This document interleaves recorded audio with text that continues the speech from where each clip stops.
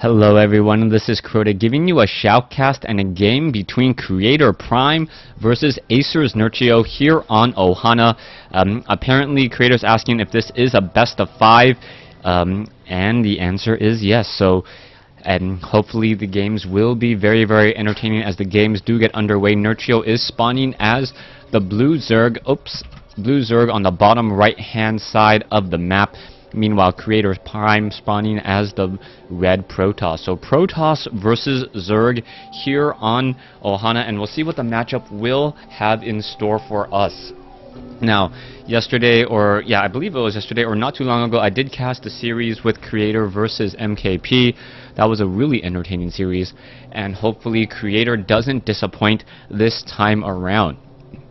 Now, we are going to see a Forge Fast expansion coming in from Creator. And with this position, he's not really going to allow any of those units to come in all too much. Let me go ahead and make sure that I do go ahead and take this out. I am suffering a little bit of a cold, so you will have to excuse me. Creator looks like he is trying to go for perhaps a Nexus first in this Forge Fast expansion, as opposed to a Forge and then a Nexus. So far, Nerchio looks as though he's going to be going for, yes, he's going to be going for a hatchery first as well, or that could be a scout. And it looks like that will be a scout, as the spawning pool is already coming into play.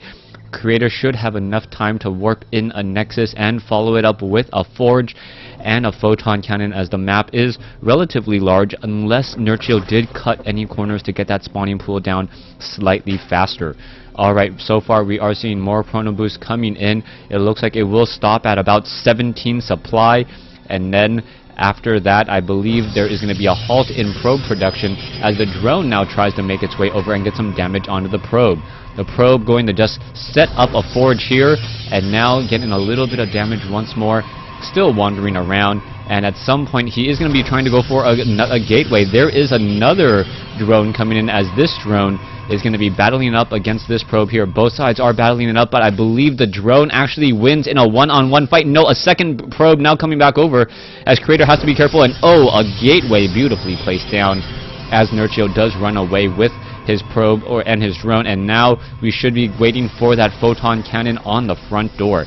Zerglings are going to be trying to make their way across the map and perhaps place down pressure on the front door, but that is not going to work out well at all. That Photon Cannon already about 25% completed.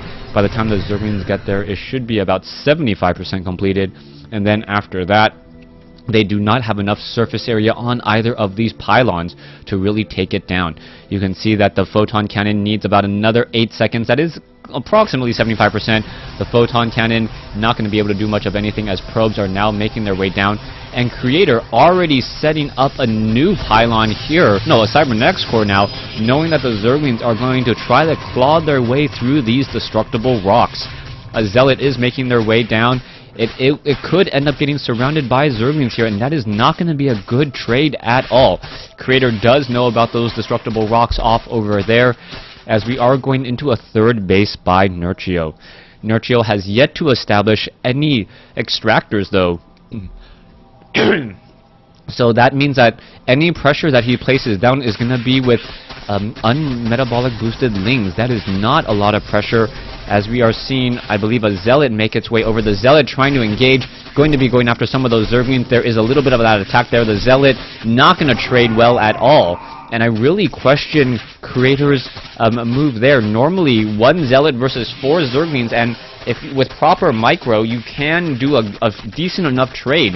But this time around, not good micro at all, but it does buy a little bit of time, as a Sentry now making its way over. Sentry pushing back those Zerglings. It is going to be a 2-base Protoss versus a 3-base Zerg. Still, we do not see any extractors down, so Nerchio is really taking his time, just trying to go for heavy drone production. But even as I say that, we see 36 probes versus 25 drones. Nerchio really needs to hit those injects and focus more on economy, as he does have 3 queens in play at 3 hatcheries. Now it's going to be up to Creator to see how much harassment he can do.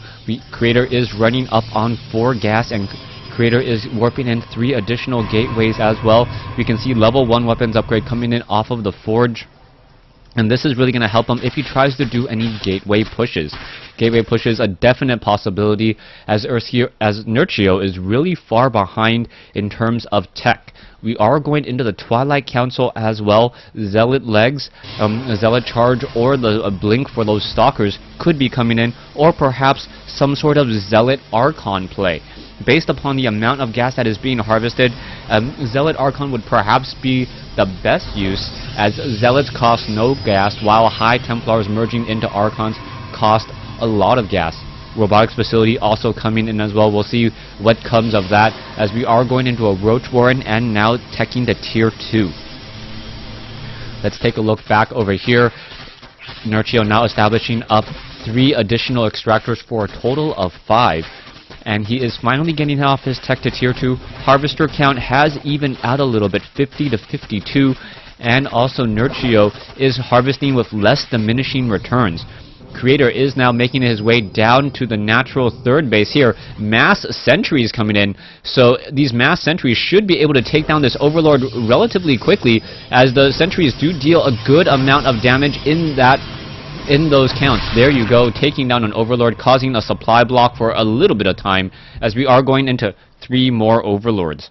3 base Protoss versus 3 base Zerg. Nerchio needs to figure out an opportunity to establish up his 4th base and hope that he can deal with any aggression that Creator comes at him with. Creator is getting the proper units though, going for Immortals instead of Colossi to deal with those roaches. Immortals are very effective. Colossi should be coming in as well, but we are going into level 2 weapons upgrade with Blink coming in once more. More photon cannons and gateways added along this location here, and both sides really playing that macroing and just trying to mass up as large of an army as you can and then finally push out. Nerchio sitting at 110 supply compared to Creator's 93, but Nerchio does have some of these I would call supply inefficient roaches. 30 supply just in roaches.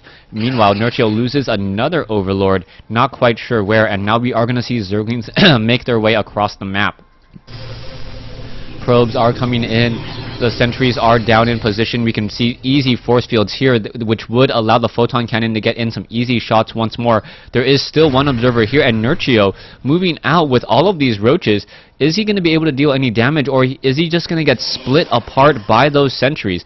I do believe with 6 sentries and maximum energy that it is very easy for Creator to just mass force field and then just divide and conquer all of these roaches. If Nerchio engages at this time, it would be an uphill battle, as he does not have any weapons upgrade on these roaches, going up against 2-0 sentries, stalkers, and an immortal in there as well. 2 immortals in there as well.